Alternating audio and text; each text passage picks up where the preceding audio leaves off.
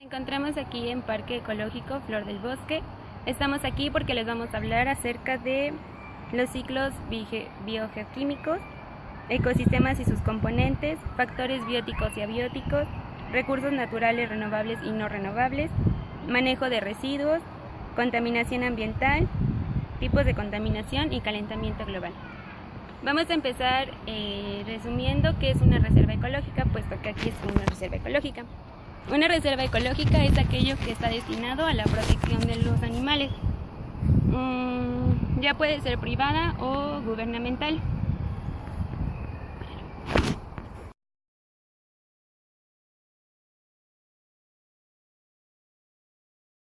Mi compañera, en las reservas ecológicas encontramos tanto flora como fauna.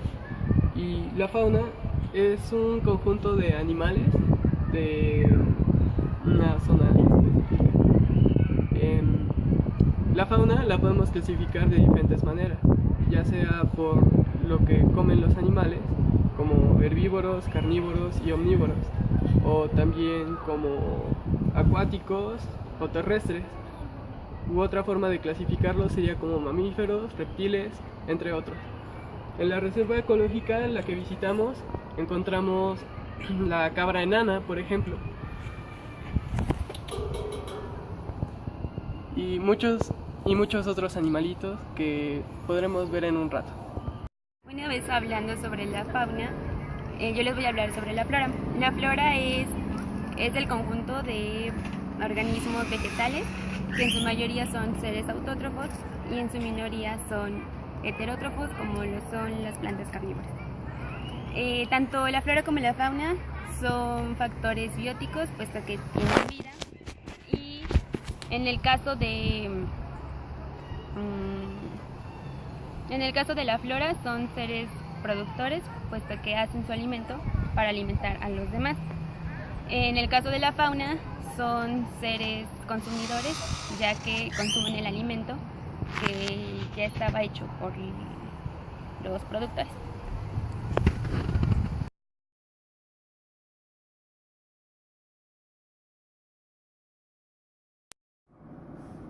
Factores bióticos. Los factores bióticos son todos aquellos que tienen características de un organismo viviente, es decir, que biótico significa vida. Todo aquel que compone a los factores bióticos es la flora y la fauna, como ya se había mencionado antes. También incluyen a todos los seres vivos que podrían ser plantas, animales o microorganismos. Como bien sabemos, todo ser vivo debe desarrollar la capacidad de poder sobrevivir a un ambiente. También desarrollar cualidades como la de la alimentación y la reproducción. La población la podemos definir como el conjunto de seres que habitan un mismo lugar. ¿Por qué hacemos esta pequeña definición? Bueno, porque los organismos vivos son pluricelulares, que es decir, dos o más células, o unicelulares, que son de una sola célula. Estos factores bióticos se dividen en tres, que es factor individuo.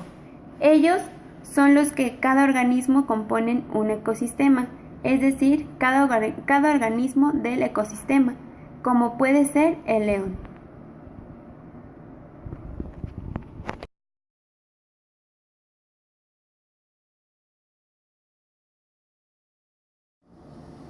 Entre su división también encontramos la población, que como ya antes mencionada es el conjunto de individuos que habitan un mismo lugar. Entre ellos podemos encontrar a las jirafas.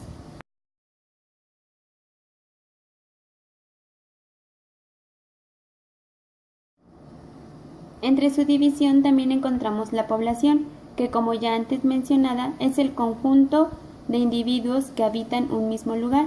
Entre ellos podemos encontrar a las jirafas. Entre la comunidad, es decir, que en una zona se dan las interacciones entre varias poblaciones bióticas y de ahí se forma una comunidad entre los seres que habitan dicho lugar. Un ejemplo son los arrecifes de los corales. Ahí habitan varias especies de animales, algas y bacterias.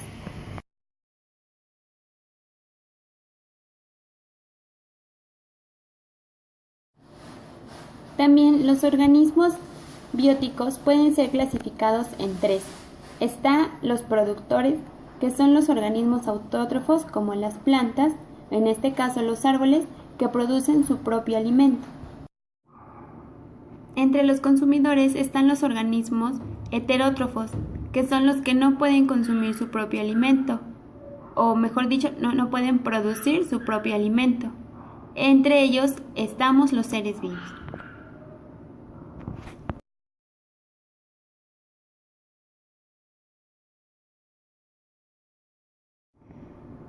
Y los descomponedores son los que se alimentan de materia orgánica descompuesta, como bien lo son los microorganismos, las bacterias, entre otros.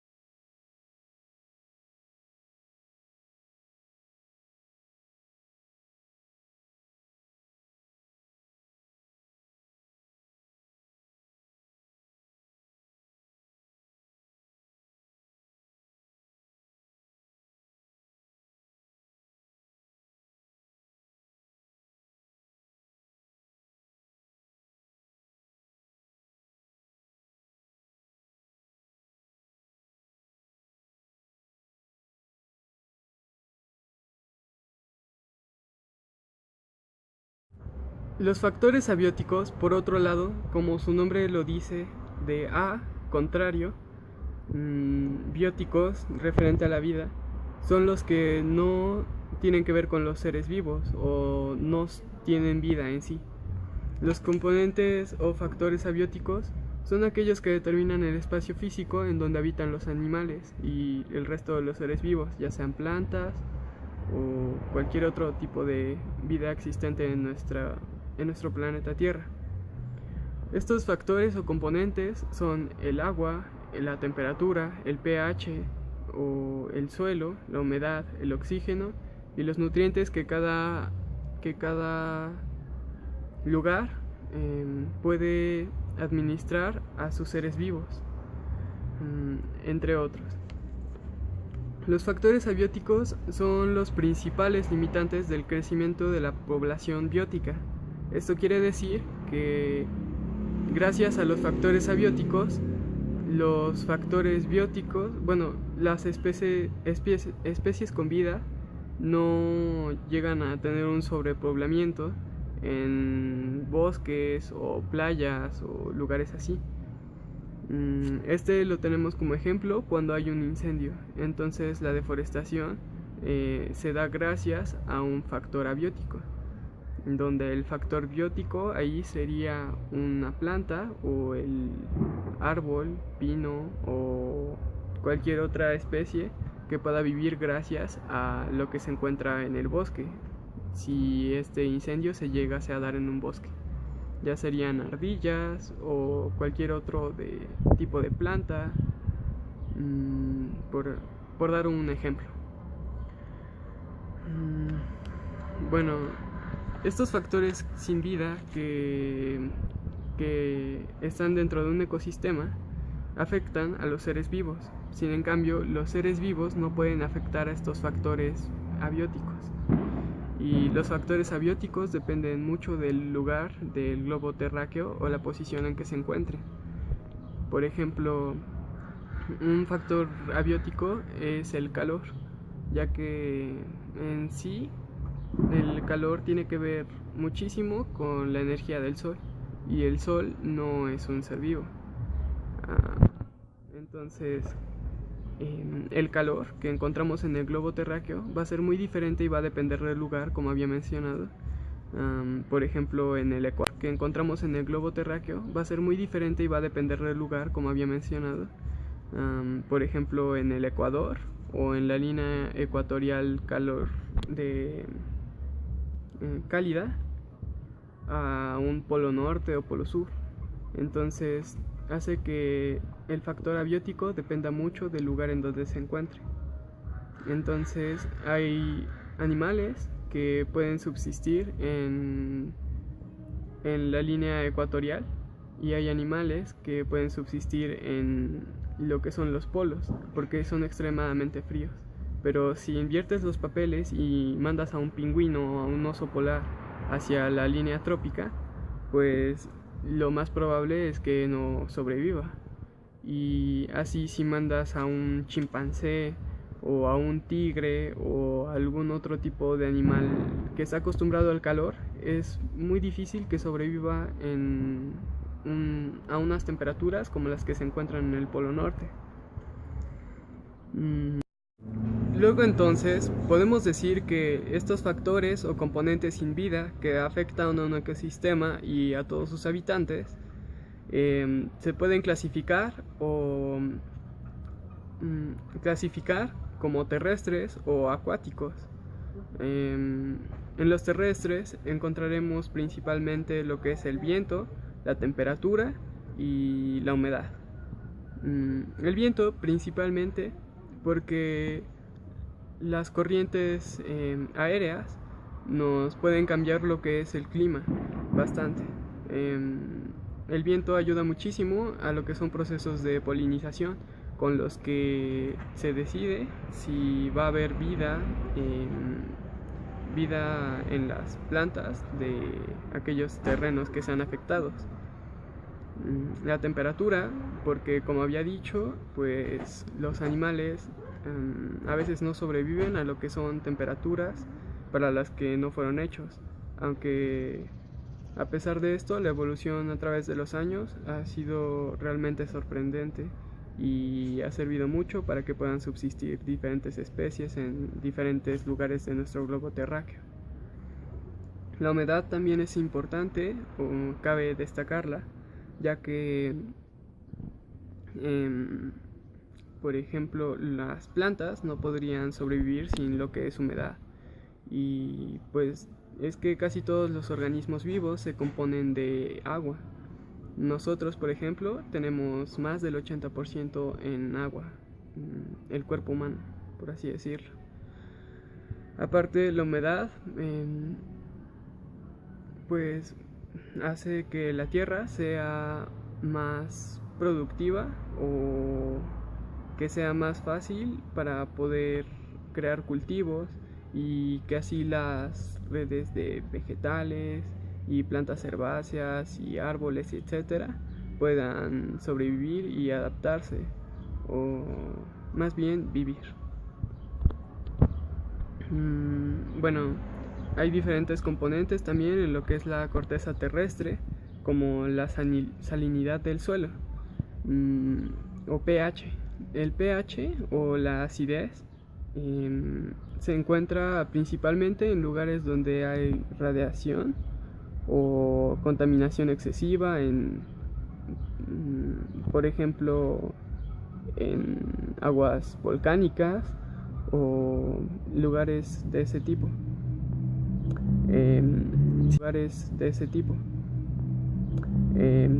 Sin embargo, como había dicho, con la evolución, muchas especies se han podido adaptar a lo que son estos diferentes cambios tan extremos. Y en eso encontramos a las especies eurioicas. En estas actúan con variaciones de los factores abióticos, las aguanta o las soporta. Dentro de esos encontramos a los euralinos, que soportan la salinidad que se encuentra en los mares al evaporarse el agua. Este tipo de animales puede sobrevivir a lugares donde hay muchísima sal y que se puede convertir en ácido, como en lo que es el río Rojo, en el que la acidez permite solamente la existencia de lo que son microorganismos.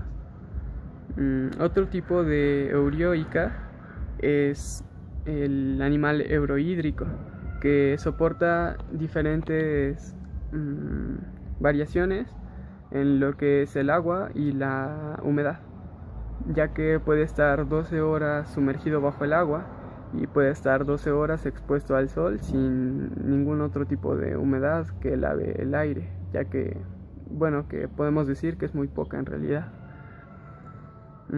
También encontramos a los euritermos, que soportan muy diferentes, cambios muy radicales de lo que es el calor, la temperatura, el calor y el frío. También encontramos los animales que son extremófilos, que, como había dicho, soportan altas temperaturas y a su vez acidez volcánica o de otro tipo. Estos animales son realmente increíbles, ya que nosotros soportaríamos muy poco, menos de minutos, teniendo la total comodidad o confort que encontramos en nuestro hábitat normal o nuestro ecosistema. Pues dentro de los componentes abióticos acuíferos podemos encontrar más que nada el movimiento del agua, que es muy importante, la oxigenación, las sustancias disueltas y la temperatura. La temperatura es muy importante en el agua, ya que sin ella los diferentes microorganismos muy importante, la oxigenación, las sustancias disueltas y la temperatura. La temperatura es muy importante en el agua, ya que sin ella los diferentes microorganismos, los organismos vivos podrían sufrir de daños tanto físicos como de muchas índoles, ya que la estructura de su cuerpo está hecha para estar en un lugar específico con su específica temperatura. Lo vemos cuando acostumbramos a un pez a vivir a 26 grados centígrados y después lo cambiamos a 30 o a 14. Entonces este pez no podría aguantar la diferencia del clima o de la temperatura y obviamente moriría. El movimiento del agua es muy importante, ya que en ríos, tanto en ríos como en el oleaje del mar, se puede oxigenar el agua, pero a su vez es un problema, ya que, no un problema, un factor que delimita la población de diferentes especies, ya que el oleaje del mar es la principal causa de que no haya animales en las costas o no haya mucha más fauna de la que hay, ya que en las costas solamente encontramos moluscos y tortugas y algunos otros pequeños organismos, como garzas también, pero bueno, esos no son tan relativos al mar. Entonces, el movimiento del agua, como decía, oxigena el agua con el aire que se encuentra fuera de ella. Entonces, permite así la oxigenación, que también la había mencionado ya. Y otro factor del agua, como había dicho, son las sustancias disueltas. Entonces, hay sustancias que son muy tóxicas o dañinas para los organismos, como había dicho en el río Rojo. Entonces, con el movimiento del agua es muy difícil que se encuentren otro tipo de especies que las que ya había mencionado. Y bueno, un claro ejemplo de lo importante que es el movimiento del agua se puede encontrar de nuevo en el mar o en las costas, ya que las plataformas rocosas se encuentran cubiertas de moho o de diferentes musgos. En la parte de arriba de las plataformas rocosas se encuentran los musgos que son más adaptables a los factores abióticos, ya que la temperatura y la humedad es muy variable en las costas. Entonces, dentro de esas plataformas rocosas encontramos también otro tipo de musgo un poco menos accesible a los cambios climáticos o los cambios abióticos, que se encuentra por debajo de esas plataformas, en donde esa piedra los cubre de lo que es el gran cambio de temperatura cuando la sombra cubre al sol. También esas plataformas rocosas permiten que la parte de abajo del musgo se pueda abstener de perder humedad. Así, la humedad que no se ha evaporado por los rayos del sol o la potencia del calor del sol puede permitir que este musgo siga sobreviviendo. Por eso no es tan adaptable como es el musgo que se encuentra en la parte de arriba de la plataforma rocosa. Para terminar, solo falta decir o cabe destacar que los factores abióticos son los que determinan qué ser vivo puede subsistir en un ecosistema y cuál no. Por eso es tan importante que los tomemos en cuenta.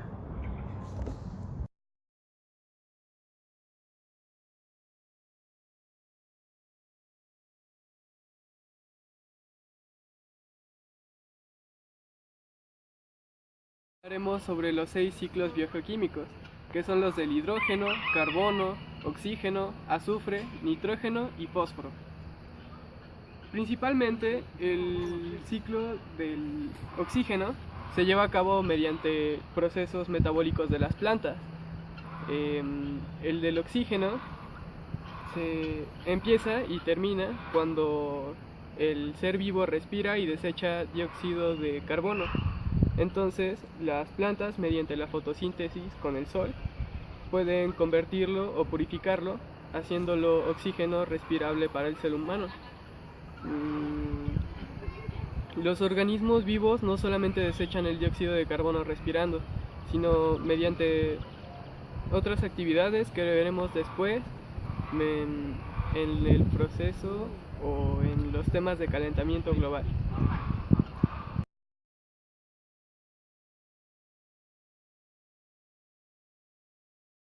El carbono se encuentra muy ligado con el ciclo del oxígeno, ya que se necesita del oxígeno para que pueda haber combustión y se liberen los gases del carbono.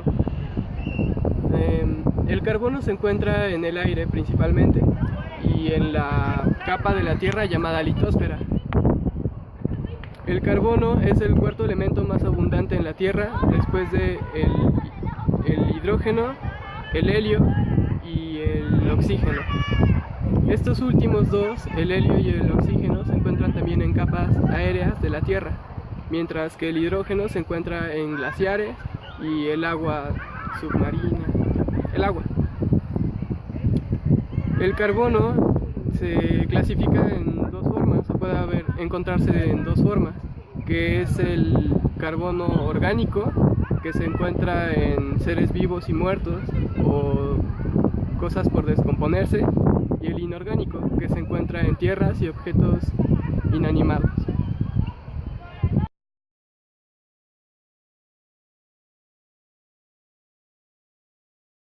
El ciclo hidrológico o el ciclo del agua es uno de los más fundamentales para el ser humano, ya que nosotros necesitamos del agua para subsistir. Está comprobado que no duraríamos cuerdos ni 7 días sin haber tomado agua pura. El agua se encuentra en casi todo nuestro planeta, ya que el planeta es 3/4 partes hecho por agua y lo demás por tierra. El ciclo del agua empieza con la evaporación o sublimación, cuando el agua entra en un punto casi de ebullición, que sería de 100 grados centígrados, y se evapora subiendo hasta el cielo en forma de nubes, en lo que es la hidrosfera. La hidrosfera se llama así por su definición etimológica como hidros, que es agua, y se encuentra entonces en el cielo. Cuando hay mucha concentración de agua o de vapor en las nubes, estas hacen que se precipite el agua, cayendo de forma de lluvia y volviendo a estancarse o a caer en ríos, lagos, lagunas y mares. Así se repite una y otra vez el ciclo del agua o hidrológico.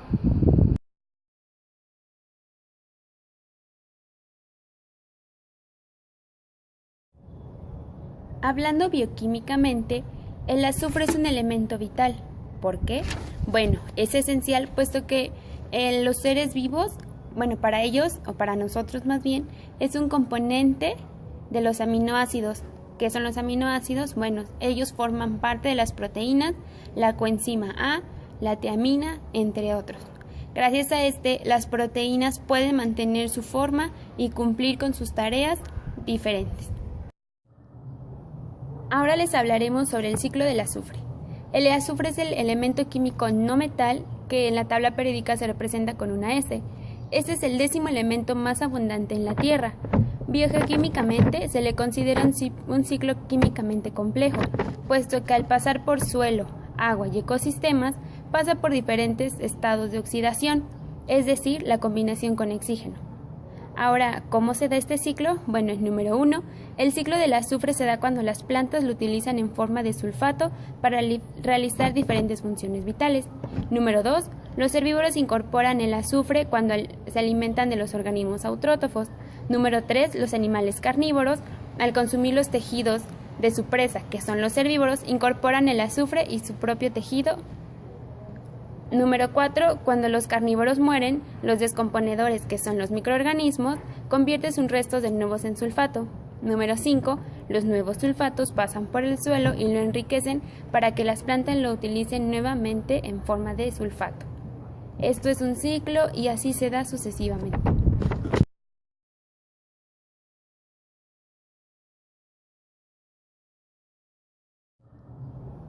Ahora les hablaremos sobre el ciclo del azufre. El azufre es el elemento químico no metal que en la tabla periódica se representa con una S. Este es el 10º elemento más abundante en la Tierra. Biogeoquímicamente se le considera un ciclo químicamente complejo, puesto que al pasar por suelo, agua y ecosistemas pasa por diferentes estados de oxidación, es decir, la combinación con oxígeno. Ahora, ¿cómo se da este ciclo? Bueno, número 1, el ciclo del azufre se da cuando las plantas lo utilizan en forma de sulfato para realizar diferentes funciones vitales.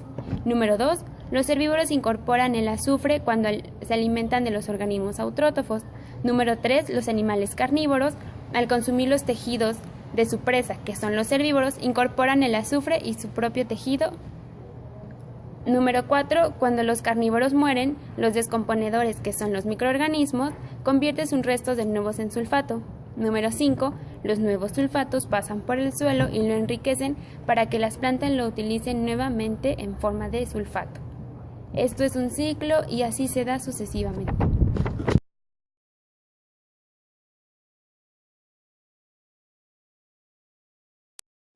El ciclo del fósforo es tan importante como otros, ya que el fósforo es el segundo mineral más encontrado en el cuerpo humano, después del calcio. El fósforo lo encontramos principalmente en las rocas, y de ahí se deriva todo su ciclo. Cuando la meteorización, que es el proceso en el que las rocas se deshacen o desintegran, por las lluvias o por el viento es que se da la meteorización. Entonces, de ahí se arrastran todos los residuos de rocas hacia el mar, donde son utilizadas por el fitoplancton. El fitoplancton después es comido por peces y por más animales submarinos, siendo esta la cadena alimentaria acuática. Entonces, el fitoplancton transporta el fósforo desde los animales más pequeños hasta tiburones y ballenas, donde después sus heces fecales son llevadas hasta el fondo del océano o hasta otras partes de la corteza terrestre. El fósforo después es hecho roca después de miles de años en el fondo del mar. Y también cuando las aves comen a los peces que llevan su carga de fitoplancton con fósforo, despiden heces fecales que también sirven como abono en la tierra. Entonces, así es que se da una y otra vez el mismo ciclo del fósforo.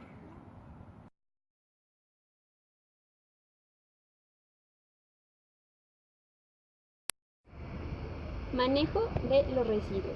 ¿Sabías que en México se recolectan diariamente más de 86.343 toneladas de basura? Se calcula que cada persona genera 700 gramos de basura por día, una cantidad realmente enorme.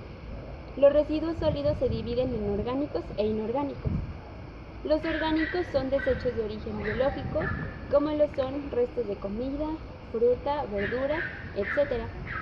Café, pasto, ramas, excremento de mascotas. Los residuos inorgánicos son productos de procesos industriales como plásticos, latas, vidrios, papel, envases, entre otros productos. Aquí el cuestionamiento es ¿cómo hacer un manejo adecuado de los residuos? Bueno, entonces en esto vamos a poner en práctica la regla de las 3 R: reduce, reusa, recicla. Para esto te voy a dar 2 consejos para cada uno. Reduce: tomar agua en vaso de cristal. Evitar el unicel, puesto que tarda años en poder descomponerse. Reusar: elegir cartón en vez de plástico o rellenar las botellas de plástico que ya teníamos.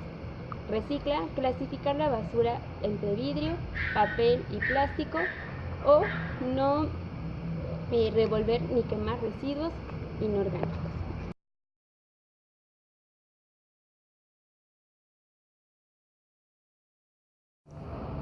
¿Qué es un recurso natural? Es todo componente de la naturaleza, el cual es aprovechado por el ser humano para poder satisfacerse. Por ello es que los recursos naturales no es necesario que pasen por ningún proceso industrial. Al mismo tiempo, los recursos naturales no pueden ser producidos por ningún hombre en el mundo. Entre ellos están los recursos naturales renovables, no renovables e inagotables. Los recursos naturales renovables son aquellos cuya cantidad existente puede mantenerse o aumentar en el tiempo, como lo son las plantas, los animales o los suelos. Los recursos naturales no renovables existen en cantidades sumamente determinadas, puesto que no pueden cambiar con el paso del tiempo, ya que van disminuyendo como se va usando.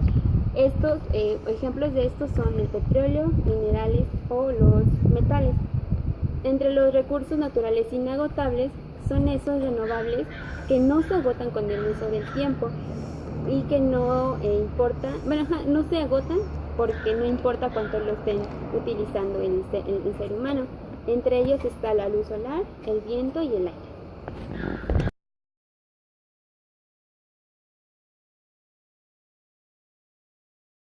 Ambiental.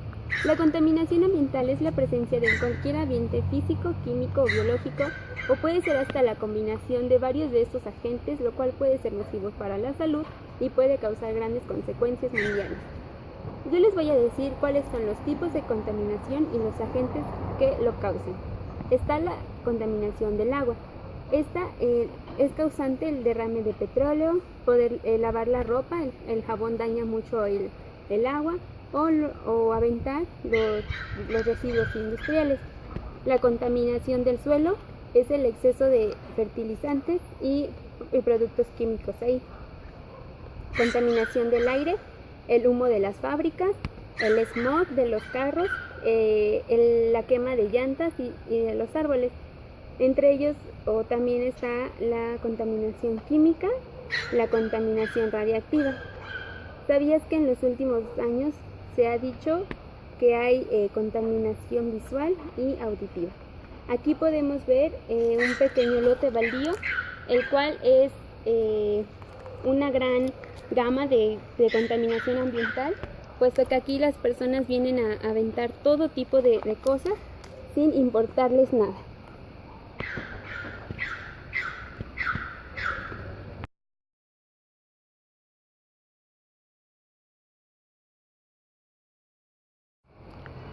Calentamiento global. Antes de definir qué es calentamiento global, daré una pequeña reflexión. ¿Sabías que los glaciares se están derritiendo? El nivel del mar aumenta, las selvas se secan, la flora y la fauna luchan por seguir este ritmo de vida. A esto es a lo que se le llama calentamiento global. Este provoca una serie de cambios en el clima de toda la Tierra. Como ya habíamos dicho, lo que es flora y fauna, estas desaparecen cada día más por el exceso de calor en el mundo. El calentamiento global es provocado por gases como el dióxido de carbono, el cual se acumula en la atmósfera, formando una capa cada vez más gruesa. Ahí atrapa el calor y provoca el calentamiento de todo el planeta. A esto es lo que se le llama efecto invernadero. No sé, ¿han notado ustedes que de día hace mucho calor, de noche hace mucho frío?